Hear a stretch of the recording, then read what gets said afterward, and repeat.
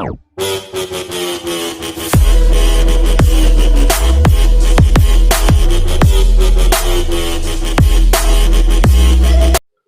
this is your boy Andrew. I do hope and pray that you are having a blessed day. I know I am. Bringing you guys an undefeated first place Infernoble Knight deck profile. Guys, the deck is finally at full power. The things you can do with this deck are amazing. The different play lines are just really incredible to explore. There's so many different ways you can effectively play this deck and say that it's optimal. I mean, it's really, really good. I play the Hyper Draw version, and I'll probably get into a combo at the end of the video to show you what that's all about. But without further ado, guys, we're going to get right into the deck profile, and let me know what you guys think. All right, so starting off, play triple Immortal Fitness Gearfried. I do not care what anybody says. This card is a 3 of. This card just really wins you games for no reason. Going first, going second. It breaks boards. It's just amazing. Getting into our triple Infernoble Knight, Renault. This card is, once again, definite 3 of. In my opinion, it's everything in the deck. Your recycler, your extender, it tunes. It does everything, guys. It's just a really, really solid card overall. You need to play it at 3, in my opinion. And then we have the one Olivier, or double Olivier for extension, and then the one OJ. And sometimes this is a really good play starter because you can essentially search your Gearfried if you have any combination of this, any of your Heritage of the Chalice, any of your maybe Rhoda, etc. searchers. Being able to dump this and then being able to get back your Gearfried. Basically, you're just searching it out. So Gearfried is always accessible in the deck. So that's it for that. Our starters playing triple Sublimation Knight on Squeak Knight. I know some people are actually getting away from this. In favor of just playing Neo Space Connector, but my opinion is this card also, besides being a starter into combo, it also gives you a grind game with your Infernobles, just being able to equip them from deck and turning this card into an 18 stick that can't be targeted or destroyed by card effects. It really, really does come up. So it's really solid overall. And in my opinion, the card is too versatile not to run. So play triple that and then one Squeak Knight. Then for our other extenders, we're playing the Neo Space Connector and then Dolphin Package. That really goes without saying. No need to explain that much. Then for actually my favorite extender of the deck, Double Fire for Lady. This card just really allows you to combo off, extends, and you can basically send it to grave to get out another level 4 lower warrior from your hands. It's really solid overall. And then for the extenders, we're playing the one red layer. I really want to run 2 of this card. However, I do want to run close to 40 as possible. This deck is 41 cards. And I really don't want to play over that. So I just think the consistency down at 40, 41 is just right where it's at. But future incarnations of this list, I definitely am going to experiment running this at more than one because I just think it does so much in the deck. So that's it for that. Then we're getting into our Synchro buddies. Obviously the one Jet Synchron, the one Mecha Fan Beast O-Lion, and our one Genba allows us to go off. And then hand traps. I'm just playing the triple Gamma and then one Driver. This card is just amazing. In the mirror, especially, and it gets almost any combo variant. It's just going to blow out the combo if you hit it right at that choke point. Then if your opponent stops you, the one thing I love about this card, if your opponent stops you on, say, your play, your ISO play, etc., and they try to play through and they get Gamma, chances are you're just going to win that resource battle. So it's really, really amazing. I love this card, and I think if you're playing this right now, this is just the way to go. Alright, that's it for that. All the monsters. Going into spells, going triple Heritage of the Chalice, just being able to search anything in your deck essentially that has Infernoble Noble Knight on it. It's just a solid, just basically another 3 Rhoda. And then playing triple Durandal, another 3 Rhoda. Once again, being able to search out pretty much your entire deck is just really, really solid. Just having so many ways to do it. And do forgive me for that joy use right there. My 3rd Durandal is on loan to my buddy right now, but that's our triple Durandal for you guys. Then getting into our other equips, we're playing the one Smoke Grenade of Thief, which is really what makes this deck shine. The one Living Fossil for extension and the one Phoenix Blade, because if you're running a warrior deck of any kind, you should be playing this card. That's it for that. And then on to our power one-ofs. E-Telly and Rhoda, obviously. Rhoda's an obvious one. E-Telly is a really good extender because if they stop you on your, say, your soul play when you're trying to tutor out from deck, just summon out a Gamma and then continue to combo off from there and win. And then last 3 cards in the deck, triple Impermanence, another card that's just basically like Gamma, a win con, hitting your opponent at that choke point with Imperm, can't be called by the grave. So flexible going first and second, obviously. This card is just really, really amazing. And so those are my hand traps of choice. I really recommend that you guys play those. So I just think that those are the most solid ones of the format. Now getting to the extra deck, playing the double Isolt and then the Fiber and Friends package with Link, Needle Fiber itself, and the Auroradon. These are only links I play, and these are only ones I find that are really necessary. In my opinion, you can play things like, say, Griffin and Unicorn rather, and Access Code Talker, but I really don't find those cards to really be necessary, especially when you got, especially when they say the Access Code Talker tip, because we have triple gear free, and that clears boards in by itself. Going into the Hyper Draw package, playing the one Formula Synchron, the one Martial Metal Marcher, Tatsunoko, the TG Hyper Librarian, and I really play this because, especially in like say a more simple game state, being able to go into Hyper Librarian and get any kind of hand advantage is really just going to win you the game most of the time. And just being able to amass so many resources, your opponent just can't beat you once you go off on combo. So we love the TG. Play the one Herald. I'll play the one Roland. Wish we had this in higher rarity.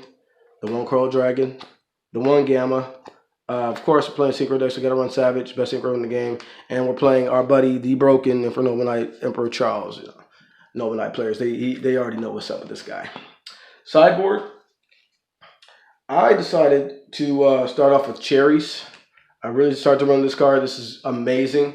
In the mirror, it really shines. Anything that's playing combo, you're playing the Fiber and Friends package. And so being able to hit that Needle Fiber, even if they're not playing, say, Warrior combo, being able to take that play away from your opponent really stifles their combos. It's really, really solid overall. So I really recommend you guys, if you're playing combo or anything that utilizes those cards in your extra deck, try out Cherries. Give it a go. I guarantee it'll do good things for you. Then we're siding Triple Lightning Storm, obviously back row clearance and board breaking, and then double Dark Ruler no more. Then also evenly matched for that same purpose. Just breaking boards, breaking back row, just being able to get there. And then last but not least, Triple Appointer of the Red Lotus. This deck is all about public knowledge of your opponent's hand and gaining that knowledge, obviously, to win the game. And Appointer does that very well. I really favor this over Judgment, just because being able to specifically look at my opponent's hand, know what they have, know what to negate, what to pop with the Charles, etc. And then just being able to take a card away on top of that, I just favor a lot more than just stopping whatever they choose to play. So that rounds out that right there. So that's it for the deck profile.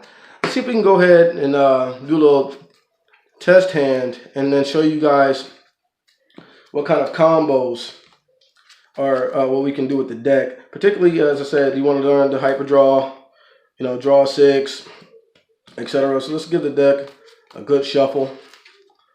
Let's go ahead, get a hand here, see what we can work with, and show you guys exactly where we want to go with this. So go ahead, shuffle up, let's draw. So forgive me guys, can we get there with that? All right, so we opened up here. We're going to start out normal summoning this. Go ahead. And obviously we're assuming that our opponent doesn't have hand traps, but just want to show you guys what this is really going to look like. You're going to get into our Squeak Knight, and we're going to summon.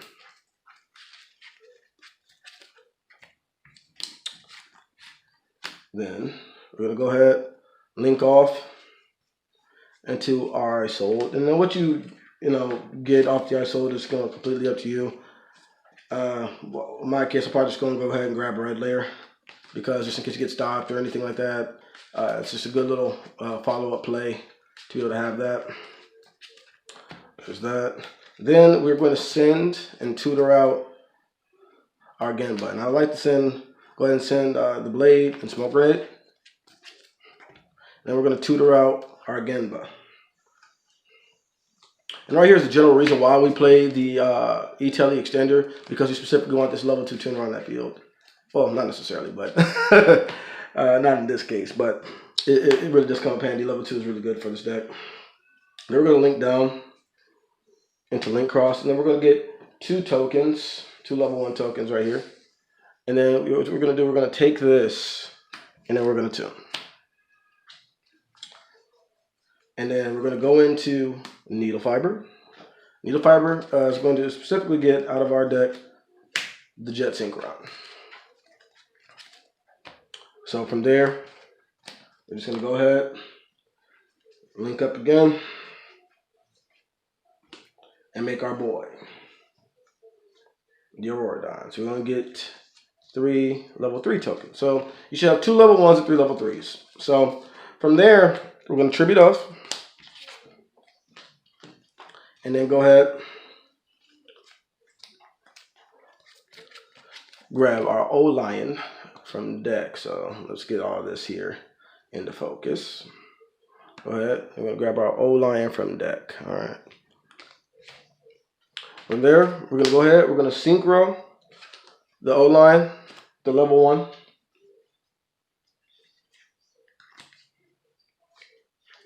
Apologies. You're going to synchro the old line with your level 3 token.